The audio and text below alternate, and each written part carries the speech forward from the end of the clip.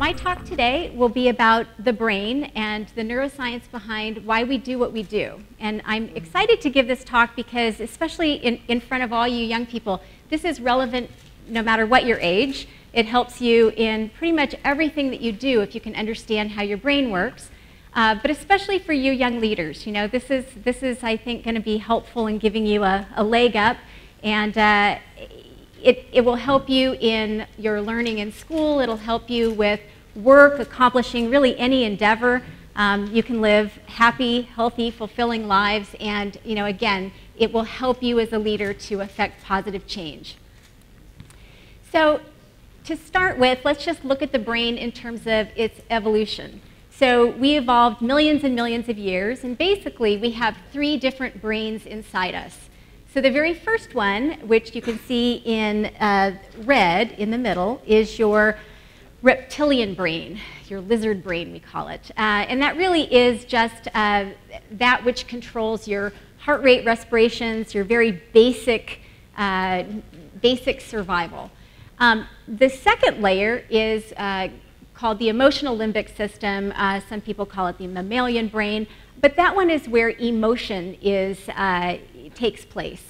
So fear is a very big one in that area, but happiness is in there too.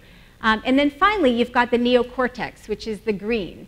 And human beings actually have the biggest brains. You can actually sit there and feel very smug about yourself because our brains are so big that they have to curl up and wrinkle in order to exist within our sort of fixed skull. If you look at rat brains, for example, they're smooth. They're not wrinkled. They're not that big. They fit in the skull quite nicely. So we've got very big brains to help us. And a lot of what you need to understand is there is a constant interplay between your emotional limbic system, which is in the yellow. That's our more primitive, much older system. And then your green, or your neocortex, which is where we do rational thought, complex decision making. And understanding where that all ties in is extremely helpful, I think, in leading in the future for you. So the very first principle I want to say is that your brain is incredibly adaptable. So let's just talk about you and how your brain has evolved throughout your own lifetime. So in utero, extreme movement and growth. You're born, you learn to walk, you learn to talk, you learn to ride a bike. Huge growth during childhood. Your brain does not finish maturing until your mid-20s. And the very last part of your brain that finishes maturing is your frontal cortex, your prefrontal cortex, which is involved in delayed gratification, impulse control, judgment. It's why I tell my kids they still need a parent. We're here to protect you. But it finishes developing in the mid-20s. And then I will say it doesn't stop growing after that. So big point here. You know, when I was in medical school in the mid-1980s, I remember sitting in a classroom and my professor telling all of us, when you're born at birth, you're born with 100 billion neurons, and you never make any more in your lifetime, so protect them, because if you engage in various behaviors that are not good, then your brain cells will die off, and so protect your brain. Well, we learned in the mid-90s that that is actually not true, that in fact we do continue to make little baby neurons, especially in our hippocampus, which is in actually that emotional limbic system. It's very essential for memory. And then also our frontal cortex also gets some activity too. So we will make new baby neurons, and there are things that we can do to actually even promote that growth. But the other major thing that happens is that we, all through our life, by learning, by all sorts of things, actually grow our neural networks. So neurons, each time they talk to one another, each time they send electrical activity down, physical changes happen. New receptors are made, and the connections cement more. So the more that you practice certain behaviors, the more those behaviors are going to cement, the neurons are going to cement together. And then you can actually purposely grow certain areas of your brain so that you get better at certain things. So for example, in a very concrete way, if you look at a professional pianist and you actually do an MRI of his brain, you will see the area of his fingers, finger movement, the controls finger movement, is larger than everyone else's. So you can actually see physical changes go on in the brain. In people who are under severe, extreme, prolonged stress, the hippocampus in the brain actually shrinks. So you can see it shrink by physically, you can see it with your own eyes on an MRI, that area of the brain can shrink when we're under chronic stress by about 30%. Fortunately, actually, there are ways for us to regrow it again. But the brain will physically change. So that is an important piece for you to always know about yourself, no matter how old you are. People in their latest years of life, actually, are still growing new neurons. There is a chemical called BDNF, brain-derived neurotropic factor, which is actually what helps to promote new baby neurons and also to help your nerve connections sprout out more so that they can actually connect more easily. So if you had a petri dish and you had a bunch of neurons on that dish, and let's say, so when we're under a lot of stress, we secrete the chemical cortisol. If you sprinkle cortisol on a petri dish of neurons, those connections shrivel up. Some neurons die, the connections shrivel up. But then if you sprinkle on BDNF, which is that chemical, we call it miracle grow of the brain, then all of a sudden the nerve networks sprout out like trees, and they're very, very healthy. So we can do things that can influence it. Exercise, for one, I will just say, in exercise, physical activity, you make higher levels of BDNF. So you actually make more brain cells when you exercise. Your brain actually becomes more dense when you exercise. And you actually even think faster, you think better. So we can measure electrical activities for several hours after exercise. So there are several ways that you can actually make a difference in terms of how your brain adapts. And then finally, we talked about stress, how stress can shrink the brain if we don't use our brain. So if networks aren't used, if you're not using certain parts of your brain, then your brain's smart, your body is smart, it'll just clip back those connections because you're not using it anymore. So, okay, so now let's talk about your rational brain. So this is what we feel really helps us a lot in our ability to solve problems. As human beings, we've got these very, very large neocortexes, and there are two parts to your brain. It's connected by a bridge called a corpus callosum. You have the left side of your brain, which you can think of as like your engineer side of the brain. It looks at data in a very concrete way. So specific concrete bits of data, and it processes information by thinking, okay, if A, then B. But your right side of the brain actually looks at things in more of a whole. So it's spatial. It'll rearrange data. So when you're problem solving, actually what you're doing, when you're doing creative problem solving, you're actually having both sides of your brain connecting back and forth, taking concrete bits of information, and then looking at it in different ways. And you're doing it all the time when you're thinking about things. So often when you are trying to solve a problem, it actually is happening when you're doing other things. It's sort of when you're on the back burner. You can't always make creative thought happen by concentrating on it. So, and then even sleeping, actually. So I don't know if you know this, but when you're sleeping, you actually are, your brain is very active and you're actually problem solving. So when a lot of, so the expression, oh, I think I'll just sleep on it, you really are, actually. Your brain is mulling it over, and often, that's, people will wake up and, kind of have that aha moment where they've figured out a problem. But anyway, that's what your brain is doing when it's trying to work out creative problem solving. Now, your brain also takes shortcuts. We call it heuristics. And we heard about, a couple days ago, we heard a couple of talks about this. There are lots and lots of ways our brain takes shortcuts, and it can get us into trouble with that. So we saw several examples. One which was when we tend to invest in something We may continue to invest because we almost hold it too important once we've invested into it, and that can be an irrational decision. There's just a ton of things that our brain will do that isn't necessarily a good thing, and you just need to understand where all those pitfalls can be. For example, that you'll be more influenced by losing than gaining, 3 times more actually. So one mental shortcut I just want to concentrate on when you're thinking about leading is that your brain has to remember a ton of stuff. And so the way it does it is by putting in file folders, really, all throughout your brain, the information that you're learning. And so it's a way to compartmentalize things so your brain can quickly recall it. And that's efficient. That's an efficient way for your brain. But you have to understand that it's false compartments oftentimes. So information is much more fluid.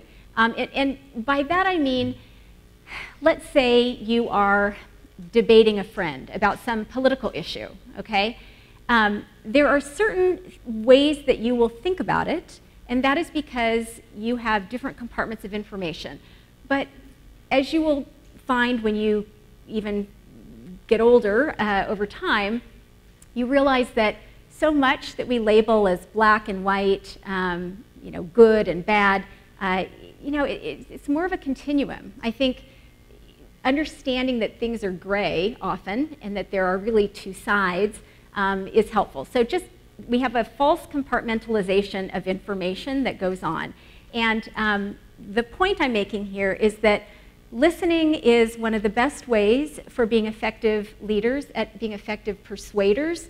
If you may have a point of view which doesn't change, won't change. You'll feel a certain way, or you want to enact a certain measure. But understanding the other person's point of view, not just listening to it, but like really understanding, will help you to be able to get what you're wanting to do, but in a way that helps you work with that individual to be more persuasive and convincing. So, and then finally, this also was something that was brought out a couple of days ago, but I think it's very extraordinary. So we have this neocortex, cerebral cortex, that can think high levels of thought and complex decision making, but most of the ties that actually come in from the brain to the decision making areas are coming from your emotional limbic system, 90%. And if you cut these connections, and we know that from resecting brain tumors and seeing the consequences of that, if we've cut the connections from the emotional to the cerebral, you can't make a decision. You cannot make a decision if you cut the emotional connections, which is a very, very interesting thing to think about. So you can weigh both decisions, but you actually need the emotional fabric coming in from your emotional limbic system to actually make a complex decision. So let me talk about the part of your emotional limbic system which drives the majority of how we behave, unless we are very conscious about it. So all through our day, your rational cortex and your emotional limbic system are at interplay with one another. And at the center of that emotional limbic system is the amygdala, which is what controls our fear response, okay? So the way it works, you have a thalamus, which is in the center. It's like a little football. And the thalamus is the gatekeeper of all information coming in.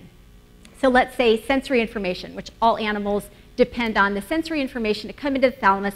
The thalamus then sends that information to 2 places. One is the amygdala.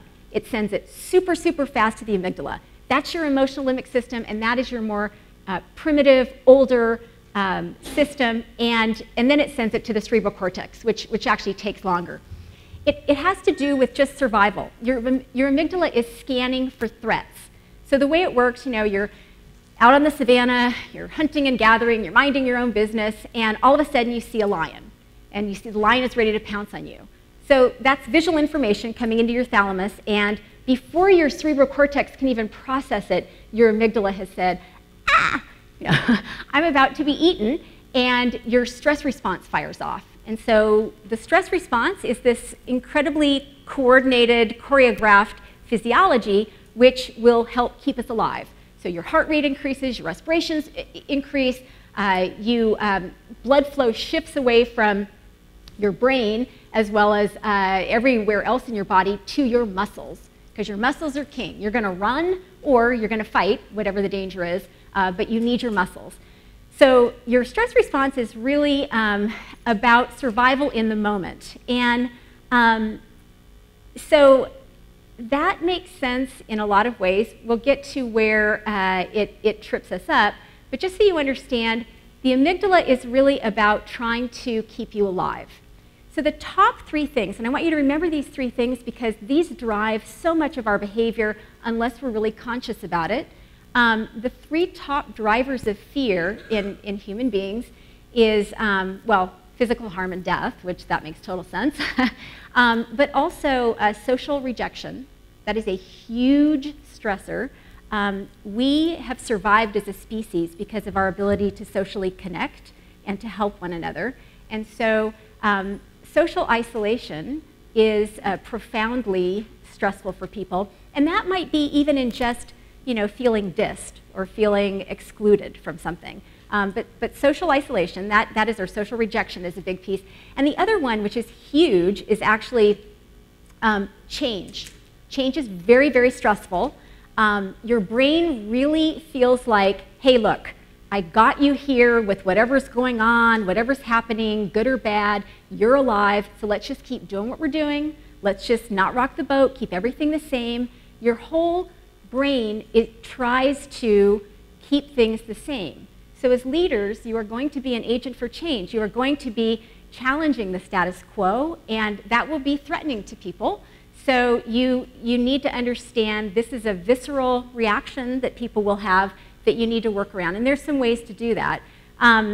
So along with change is really just the unknown, very scary for people. It's all under that same bucket of, and loss of control.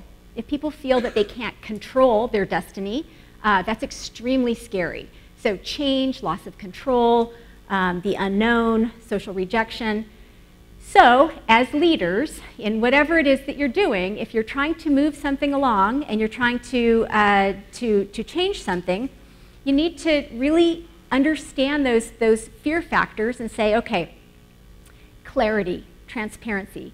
Those are really big things for being able to turn off other people's stress responses because they're worried. They're worried about the unknown. They don't know what's going on. They may have no sense of control. So try to involve them in the process. Try to be very clear. Try to be very transparent.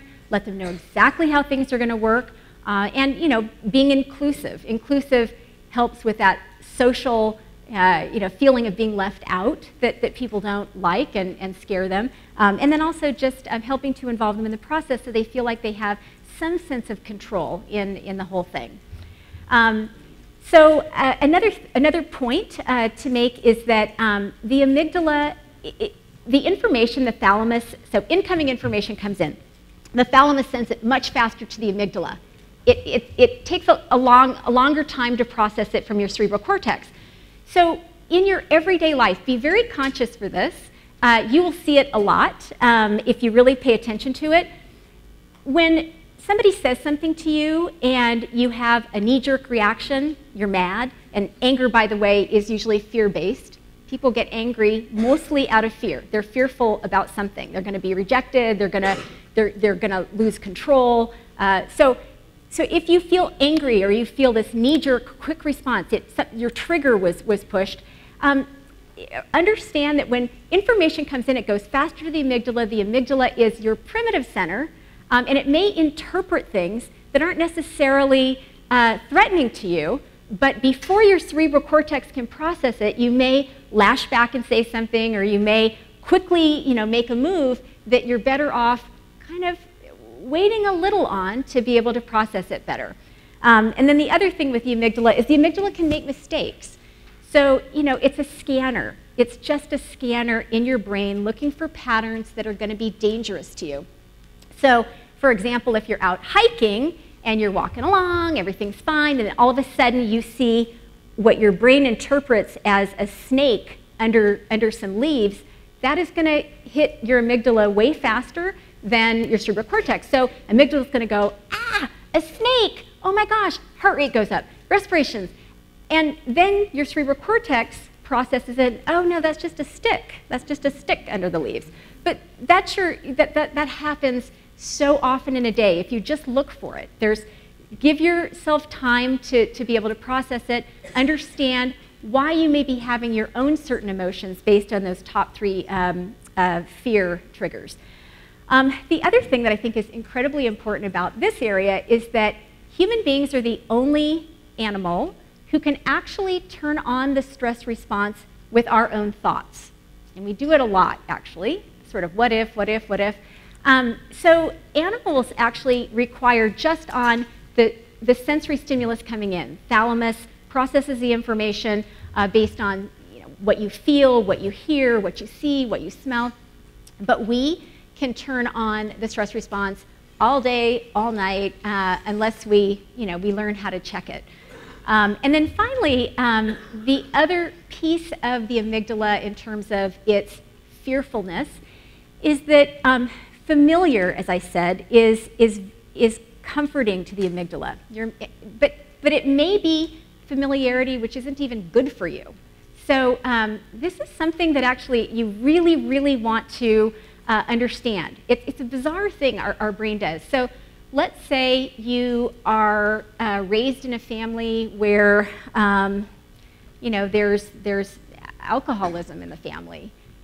There is a higher chance of someone, it doesn't mean you will, but there is, unless you're conscious of not following these familiar patterns, you may choose a mate who is an alcoholic. Or if you are raised in domestic violence, you may pick a mate who is violent, or you may yourself become violent. It is our brain's familiar path that it can really trip you up unless you are really aware of it. So familiar, the status quo is not always good, but familiar is what people know. There's a comfort there, and so again, if you're going to be leaders of change, you have to help people get over that fear. So this is just again talking about when we have the stress response going up, and physiologic things happen, way more physiologic things than I've put down here. But the one thing I want to say is that when your stress response goes off, you're terrific at running or fighting. You've got just so much that your body is channeling towards the physiology where your muscles are helpful. But it does take away from complex thinking. So being in a stress situation is not a great way to learn. It's not a great way to solve problems. And so you really have to be good about turning it off. And there's lots of different ways you can learn to turn it off. You can be extremely effective with that. But I do want to say the brain, when you're stressed, it has heightened senses, it has heightened reflexes, but it's not as good for problem solving. And then finally, it's not healthy for us. So acute stress is actually, and let me please make sure you guys get this, acute stress is not bad. And in fact, we're designed for acute stress. We can grow from acute short-term stress. We can get stronger. We call it stress inoculation. The more you see little bits of stress, the stronger that you get, the more capable you get of being able to push through that when you see stress again. But when you don't turn the stress response off, so you have it day after day after day, the things that actually make sense when it's acute will end up hurting you. So, for example, all your energy when the lion's about to attack you is going to go into your muscles. So upkeep, maintenance in your body is going to be put on hold. Your body's not going to spend time doing that. So your immune system, for example, is completely neglected. So that's okay if it's just 5 minutes of running away from the lion, but if it's day after day after day, your immune cells don't work as well. You get sick more easily. And then the other thing is your platelets get stickier when you're under stress. Again, that makes sense. If you are running away from the lion, you may get cut, you're bleeding. The platelets help you to stop bleeding. But sticky platelets are also the cause of heart attacks, strokes, And so people who are under stress have higher incidences of that. So it's important both because it's bad for us, for our health in the long term, but also just in terms of performance, very important that you know how to turn it off. So lots of different ways to do it, but the one that we reviewed a couple days ago actually really does work. So if you're feeling stressed and you take slow, deep breaths, so inhaling, holding for a few seconds, and then letting it out, holding for a few seconds, again, and you do that, after about 4 or 5 times, actually your stress response has to fire off. You actually do turn the stress response off when you do those slow, deep breaths. And there's a mechanism for that physiologically of why that happens. But you can't go all through your life deep breathing like that. So you need to know the second step, which is helpful in turning the stress off and having it be a much more long-term way of being kept off. And that is, when you're doing your slow, deep breathing, you focus on an emotion. You focus on gratitude. Turns out gratitude is actually the thing that is best at turning our stress response off. So you think about what it is that you feel so grateful for, so lucky about, but you have to feel that emotion. If you do that, then that actually can stop slow, deep breathing. It gets you into a much more long-term ability to be able to negotiate without that stress response. So now let's talk about happiness. So the emotional limbic system is also, so I told you it's where our fear-based emotions and stress come in, but happiness also comes in there too. And happiness is actually a big deal, not just because we feel so much better when we're happy, but actually people who are happy are more successful. They get more done. They learn better. They negotiate better. They perform in pretty much every way. And I want to point this out to the younger generation too, that certainly we see this in the States, and I think this is probably a worldwide thing, but a lot of young people feel like they need to be successful first, and that will bring happiness. If I just get an A on the test, I'll be happy. If I just get into that good school, I'll be happy. If I just get that good job, I'll be happy. But it really is the other way around. If you are happy, success will follow. So it is important not to get caught up in the if and then. Try to focus on just your own internal happiness and not the extrinsic kinds of things that you think will make you happy. So happiness has to do with mood chemicals. Serotonin, norepinephrine, dopamine, these are the major ones in our emotional limbic system that drive how we feel and how happy we are, particularly serotonin. That one is a very calming, happy, feel-good chemical. And we can actually do many different things to make that go up. So how much of happiness, how much of mood is in our control? So it turns out that 50% of our baseline mood has to do with genetics. So it is something that we are born. Some of us are born cheerier, some of us are born gloomier, and it has to do with just what your brain automatically makes. 10% has to do with external events. So that's actually not that much. 10% has to do with the things that are happening around us at any one time. 40% actually has to do with things that you can do every day to drive your mood. So you have incredible power when it comes to being happy, and therefore, being able to perform better even. And then finally, hedonic adaptation. This is why external events are only 10% of what drives our happiness.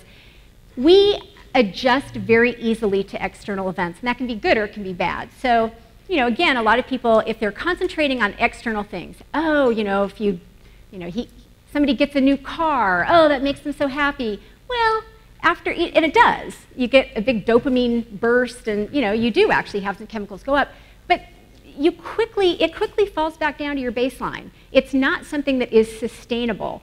And that can be with negative things too. So let's say there's a terrible tragedy.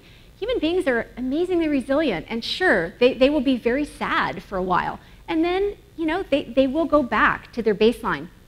So the things that tend to make us happy have more to do with social connections, relationships, or experiences. So like if you're trying to buy a present for someone, you may want to just buy, you know, tickets for some event, or, you know, it's an experience that actually is going to be more likely to drive happiness.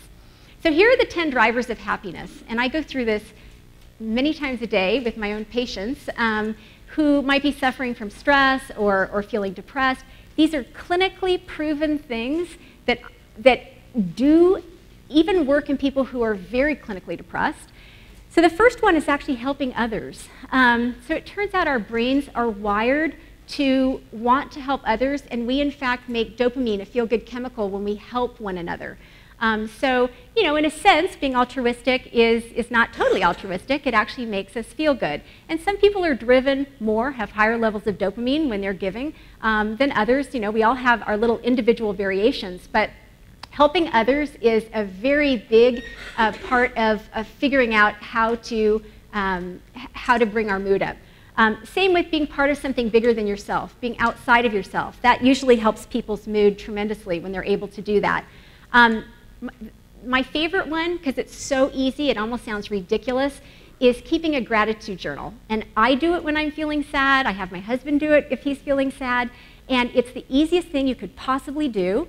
You keep a notepad by the bedside, and at the end of every day, right before you go to bed, you write down 3 things that brought you joy that day. 3 things that, little things, you know, like my cup of coffee in the morning made me happy, or, you know, I love how the flowers are all blooming right now in the spring, or my colleague smiled at me in the hall and gosh, I really like her, or, you know, so little things, you write it down. After about a week of doing that, you actually will notice that your mood is improving. And there is a reason for that in your brain. It is actually rewiring. You're making new nerve networks when you're doing that. And at a very subconscious level, your brain then starts to focus on the good. You know, our brains tend to focus on the bad things around us. That's an evolutionary adaptation to try to look for all the things that might hurt us and fix it before it can happen. But the truth is that there's so much beauty around us every day that we often don't even see. And so keeping that gratitude journal, just remember it. If you ever, you know, everyone goes through phases where they dip down a little. Just try it. You'll be surprised. Other things you can do, engaging in physical activity. When you exercise, you actually make higher levels of serotonin, you make higher levels of dopamine and norepinephrine, so you feel more energetic, more vital, you have more energy. And you make more GABA, which is kind of like Valium. It's sort of a calming chemical. So you make all sorts of chemicals that actually really, really help your mood. Exercise is a huge one. Spending time with happy people. So when you hang around people who are negative all the time, you will start to become more negative. If you hang around people who are happy, you will become happier. And there's a couple of different reasons for that. So the first is that we're going to talk about this a little more later, but basically we have a part of our brain that reflects, that you know, it's a monkey see, monkey do in many ways. You know, we reflect. You saw that when, you know, in the elevator scene when people were, you know, turning around in the other direction, I mean, ridiculous kinds of things. And so when people are behaving in certain ways, we do too. Also, and this gets a little more out there, we influence each other even physically right now. My mood is influencing your mood is influencing his mood, and how is that? How does that happen? It's actually extraordinary. Our bodies are made up of, you know, organic material, and we have electrical impulses that drive much of our physiology. So our brain has a lot of electrical activity, our heart as well. And when we are happy, our heart rate variability is what's called a sinusoidal rhythm. And you don't need to necessarily know any of this, but your heart doesn't beat perfectly regularly. It actually has this sort of beat-to-beat variability into it, and it's sinusoidal when we are happy and we're not stressed. So there's a pattern that we exude of electromagnetic waves. You know, electricity gives electromagnetic waves, and that is something that goes out. So we have the equipment to measure what I might be sending out 10, 15 feet away. It's certainly possible it goes further than that. We just have the equipment to know. Now, when my electromagnetic waves reach somebody, it shifts their own electrical heart-to-heart variability. And so there's a whole interplay when we're together. We're all influencing each other, not just by mirroring each other, but actually in a very physical way. It's pretty cool.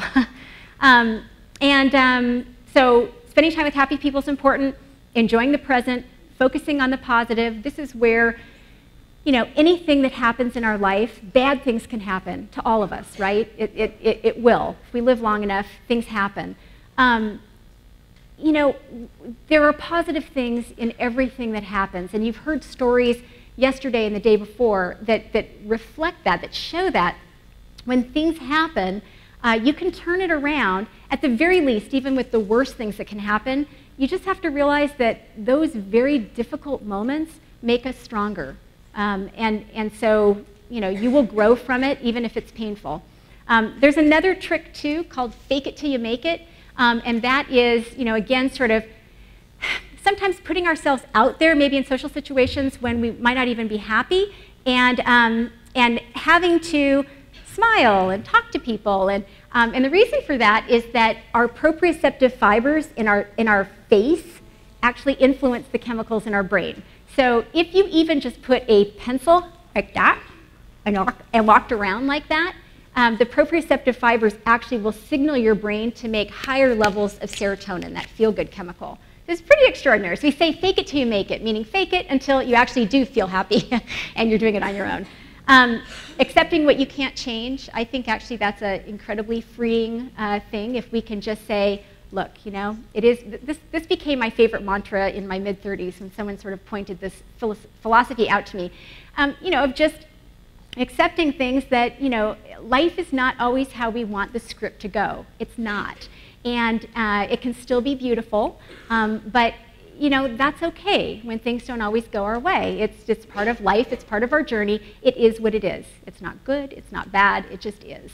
And then finally, managing stress is critical for mood. And that is just because when you have chronic stress, that cortisol will go up, go right over to this area of the brain, which is very rich in cortisol receptors, and shrink it. And that area actually is very critical for modulating your mood. So you do need to be able to, you know, really work on managing stress.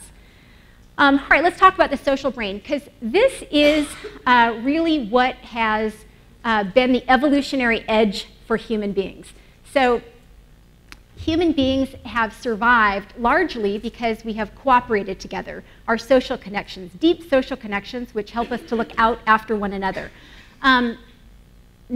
So Neanderthals actually, you know, they became extinct, and many think that they became extinct because they were not social. They did not help each other. They were very lone. They worked on their own, and yet we kept going, and basically there's the science behind that has to do with what's called mirror neurons, and so it works like this. So we have mirror neurons sprinkled throughout our whole brain, and okay, think back to a story. Think about our Nobel laureate told us this beautiful story yesterday about the Untouchables making food and nobody showing up to eat it. And when you heard that story, I know you felt what he was saying, and there was a part of you that even cried when he said, you know, that he started crying. When we hear stories, our brain's networks actually fire as if we are experiencing that very thing. So this is part of how we learn from other people and we learn stories, is that we actually are experiencing it when people are telling us their stories. And it cements us with empathy. And so mirror neurons, I'll just tell you the funny little story. This has not been known for that long, actually, but mirror neurons are what is felt to have allowed mankind to make the great leap forward 50,000 years ago. The big leap making complex social organizations, verbal communication, written communication tools, so it was discovered only 20 years ago. And it was discovered in Italy, that this sort of fluke event, as many things, many discoveries are, where these Italian scientists were working with the monkey, and they had a cap on the monkey's head to watch the electrical activity that was happening in the monkey's brain when the monkey did certain things. So throw the ball to the monkey, what happens?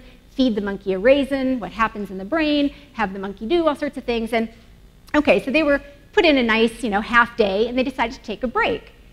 But they forgot to actually turn off the monitoring of the monkey and the electrical cap. So the scientist, one of the scientists, went over to the bowl of raisins that had been used to feed the monkey and started eating them. And the monkey was watching him. And they noticed that the monkey's brain was firing just by watching the scientist eat the raisin in exactly the same way as if the monkey was eating the raisin, which they had been watching before. So that was how they first discovered it 20 years ago, and they've done intensive research now at all sorts of different levels.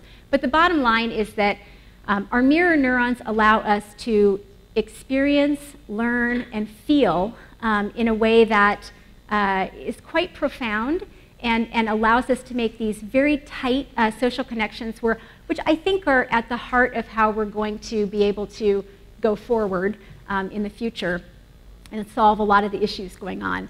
And then finally, I told you when we do help other people, when we collaborate, we actually are wired to actually want to do that.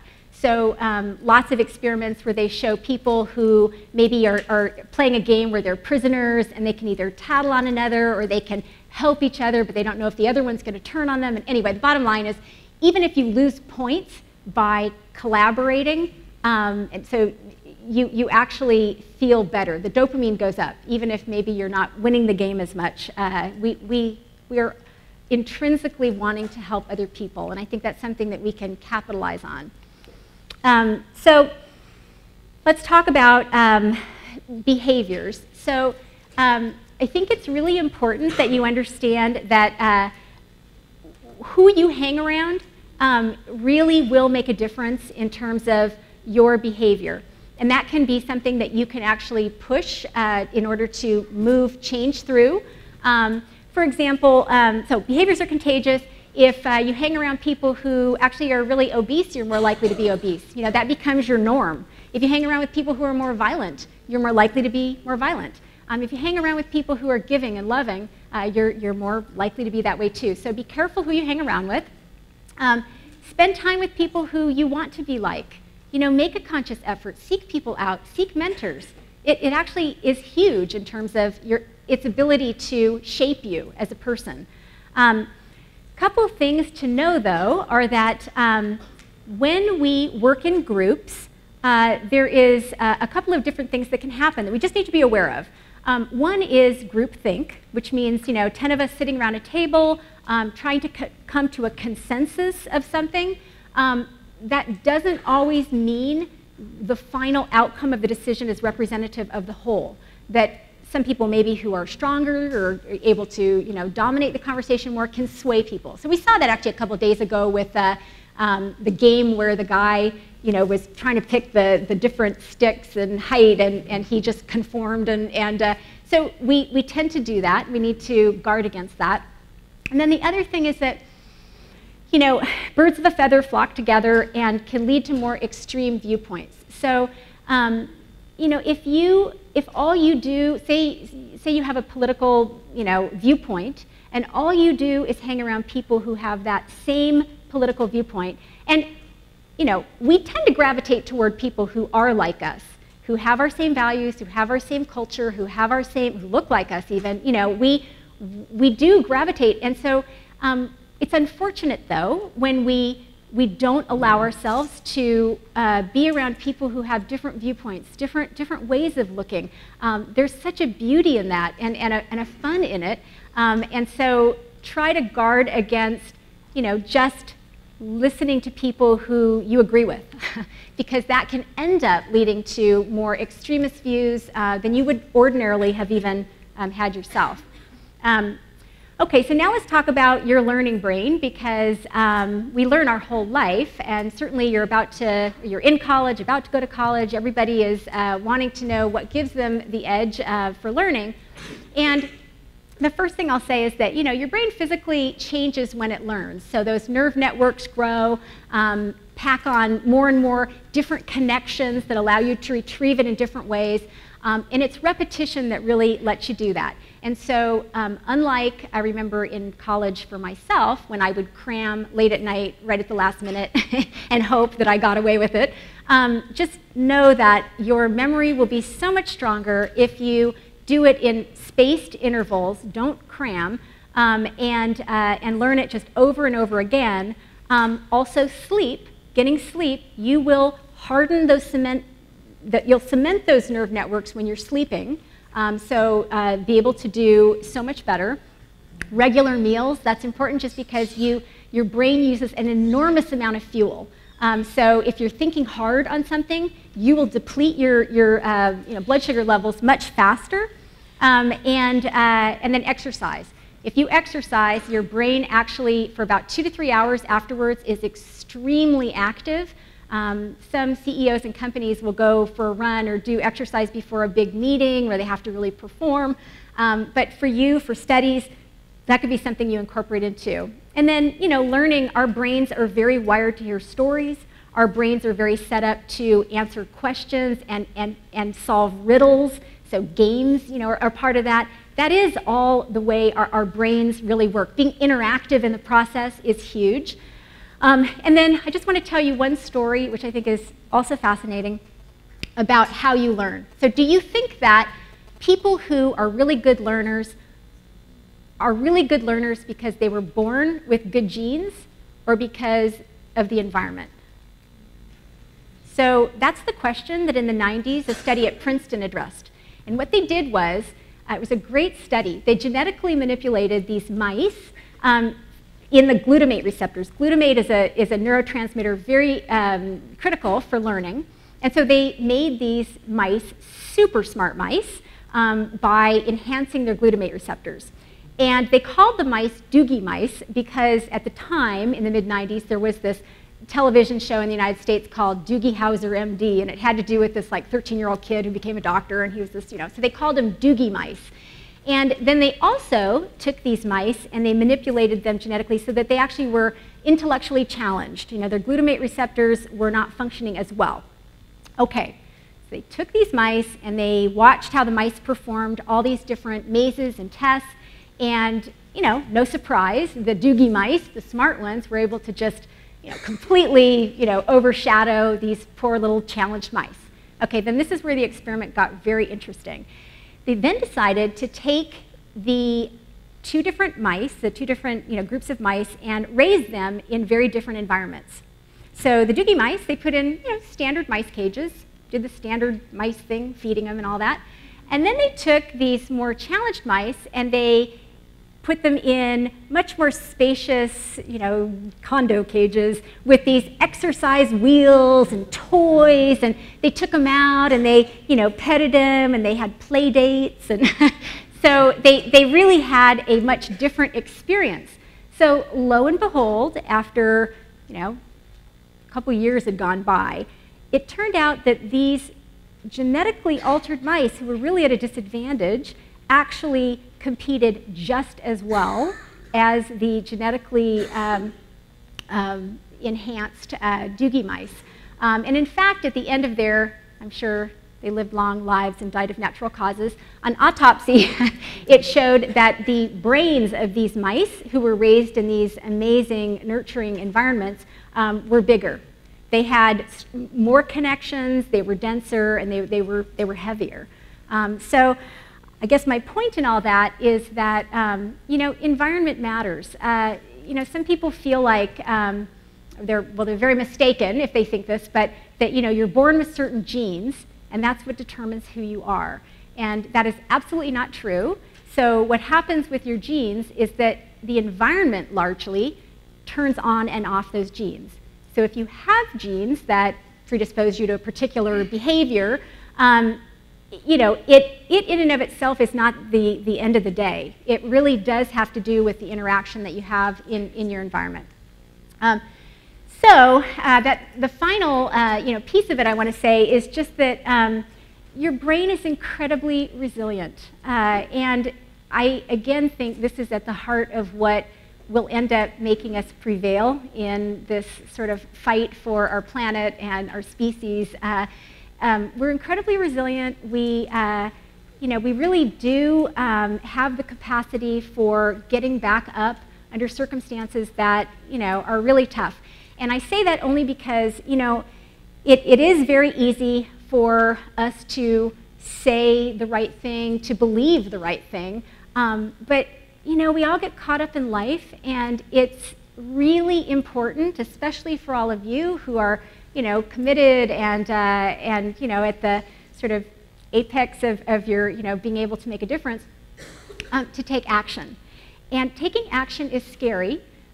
Taking action, put yourself out there, you know, and you heard stories about this that were just beautiful, like Eli Walks, you know, where he created this network, and, you know, kids were even making fun of it, or, you know, he couldn't even get into a meeting. I mean, things, you know, that you know, are devastating, and you fall, but you get back up. And so I want you to have in your armamentarium of thought that, you know, the worst that can happen is you try something and you fail. It's just not a big deal. Our biggest leaders in the world who have made a difference, Gandhi included, had lots of failures, things that didn't go right.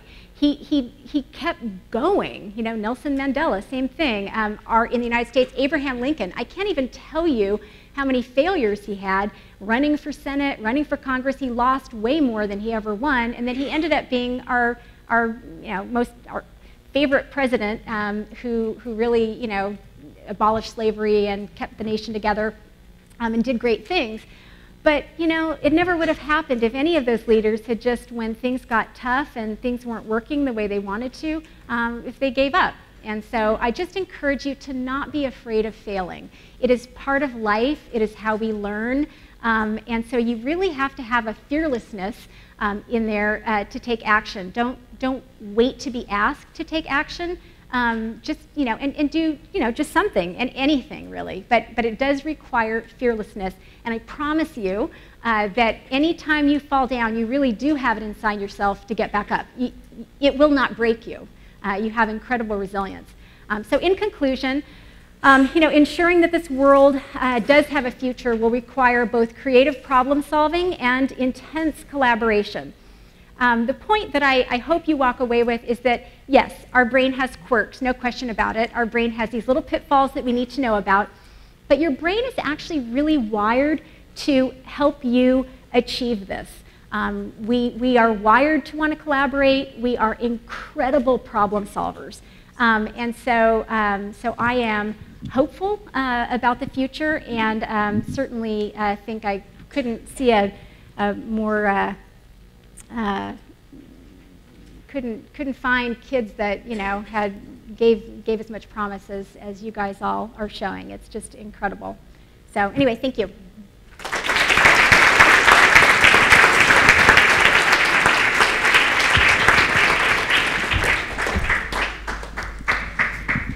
Thank you, Ms. Traver, for this absolutely fascinating talk on how our brains work.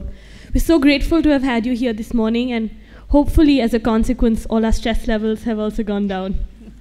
So now we will be taking a few questions.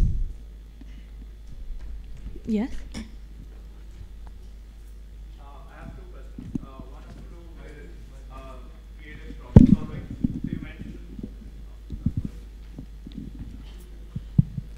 So you mentioned how there's a transaction between the left and the right brain.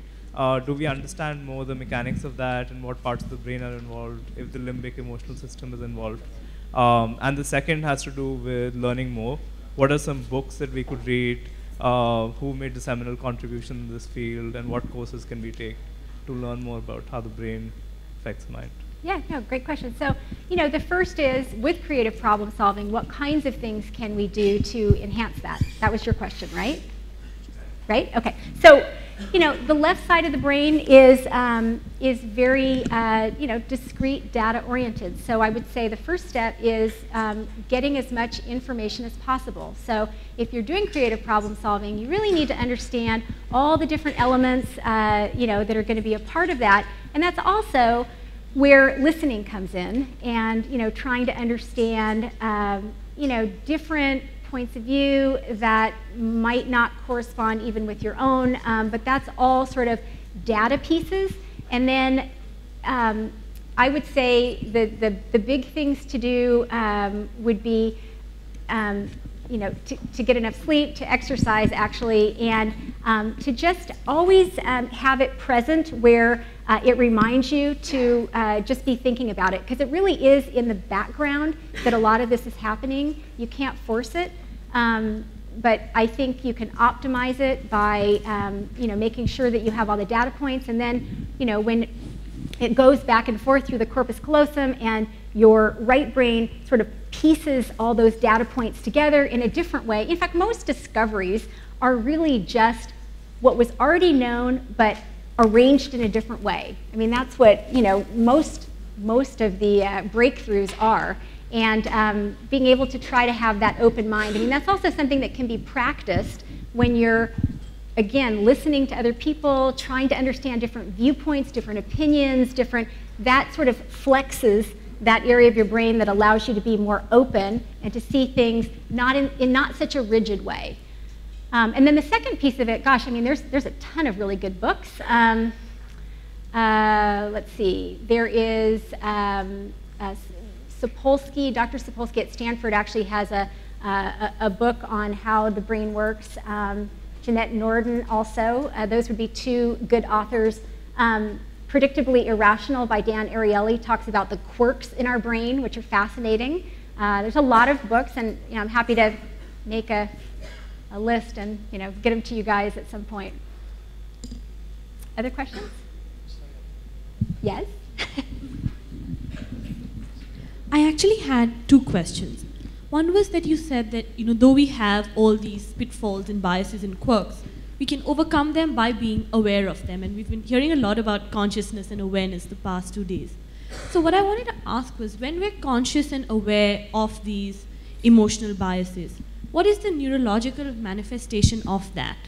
Does that do something to our brain? Right. Physically? So yeah, so there's actually two, and I didn't get into this, but there is a part of your brain called the reticular activating system, which helps you to be more selective and more conscious about different things. So it's something that can change around, and part of what you're doing is allowing different filters for consciousness.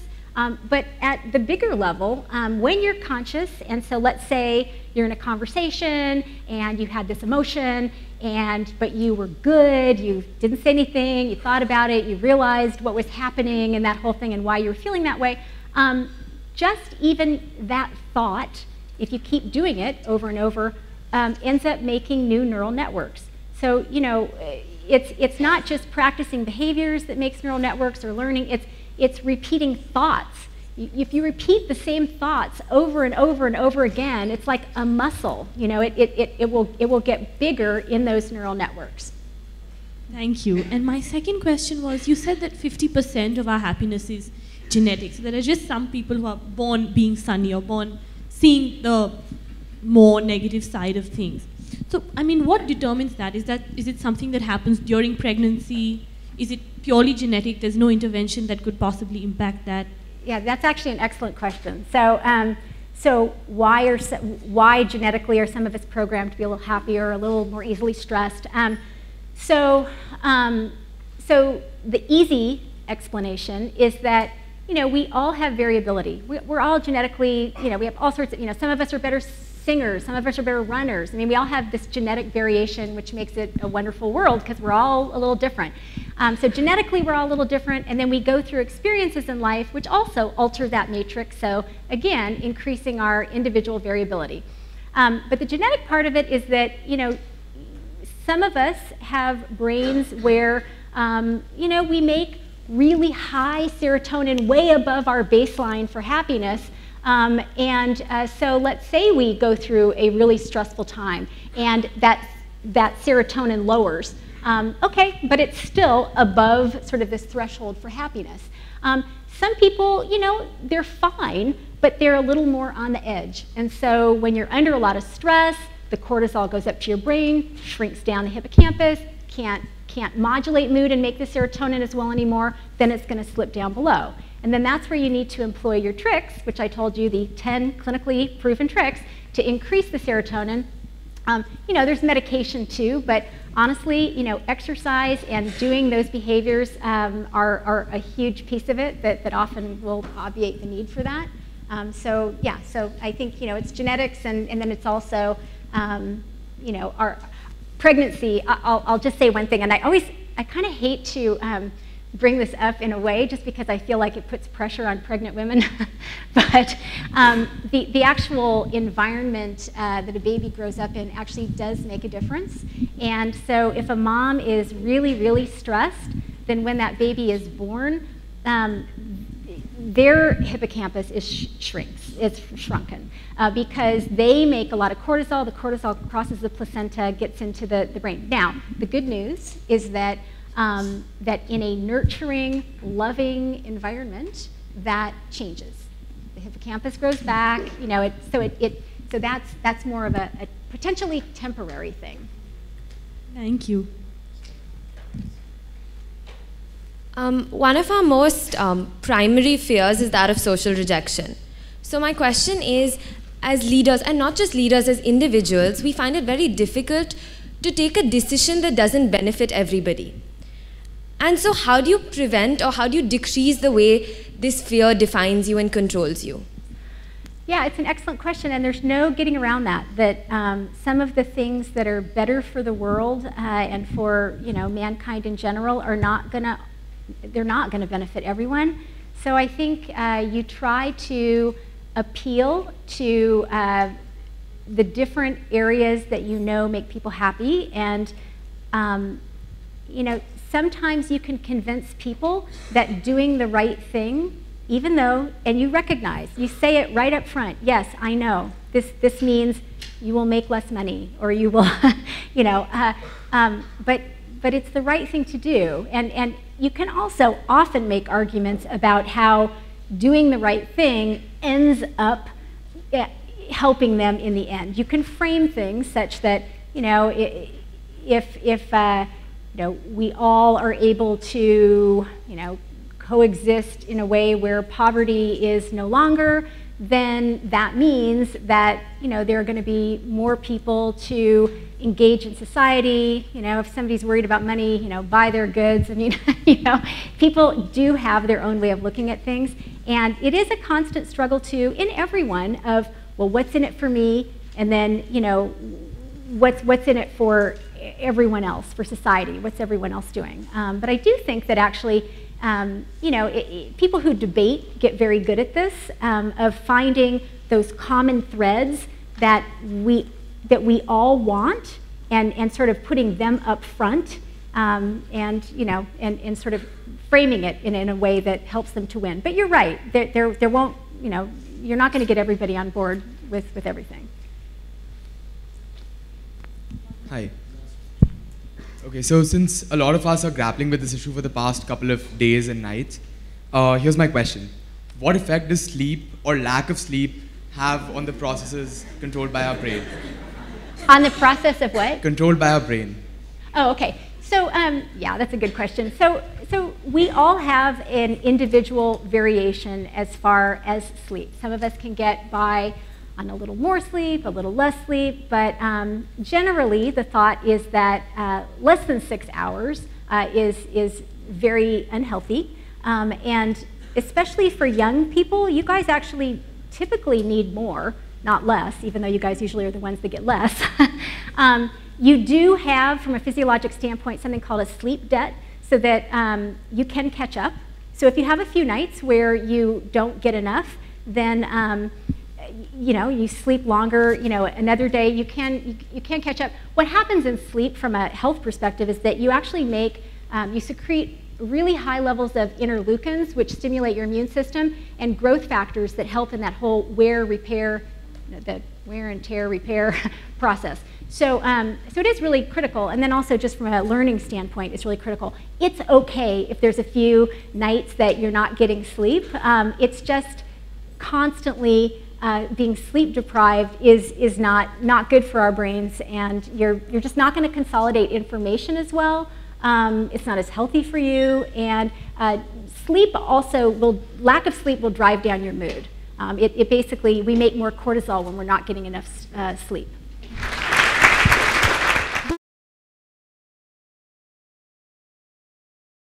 tGELF, leading the change.